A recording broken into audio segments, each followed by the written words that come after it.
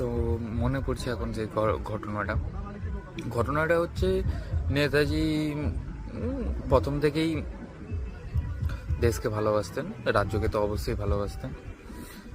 তিনি তখন উগ্রবাদী ভাবনা চিন্তায়, মানে উগ্রবাদী বক্তৃতা দিতেন।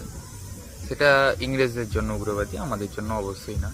কারণ আমরাই তো তখন, বলতেও খারাপ লাগে যে আমরা নাকি পরাধীন ছিলাম, আমাদেরকে কেউ মানে আমাদের উপরে কেউ হুকুম করেছেন। এটা অবশ্যই অপমানজনক বিষয়। কিন্তু কথাটা হচ্ছে, যখন নেতাজি ছিলেন তখন নেতাজিকে উগ্রবাদী এরকম বক্তৃতা দেওয়ার পরে ইংরেজরা ধরে নিয়েছিলেন। ধরে নেওয়ার পরে তাকে জেলে রেখেছিলেন। জেলে রাখার পরে ছেড়েও দেন কিছুদিন পরে। তখন তিনি তথা সুভাষচন্দ্র বসু জাহাজ পথে জার্মান যান। জার্মানে গিয়ে হিটলারের সঙ্গে দেখা করেন।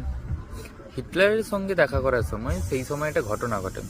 সেই ঘটনাটা হচ্ছে, হিটলারের সঙ্গে দেখা করতে গেছেন ওনার অফিস রুমে। তো তখন প্রথম হিটলার আসেন।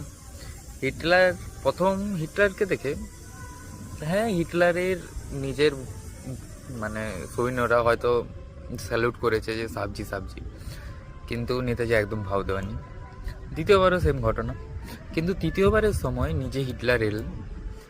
যখনই নিজে হিটলার এলেন তখন নেতাজি দাঁড়ালেন, সম্মান দিলেন, হ্যান্ডশেক করলেন। এখানে একটা ঘটনা মনে পড়ে যে একটা সময় ছিল যখন পশ্চিমবঙ্গের লোকরা চিনতে পারত যে আসল সোনা কোনটা, নকল সোনা কোনটা। আমার মনে হয় যেটা বর্তমানে পশ্চিমবঙ্গের মানে জনগণ নকল সোনাটাকেই বেশি ভালোবাসা শুরু করে দিয়েছে। কারণ ভেবেছে হয়তো যে আসল সোনা তো তাদের হাতের নাগালে আর নেই। তো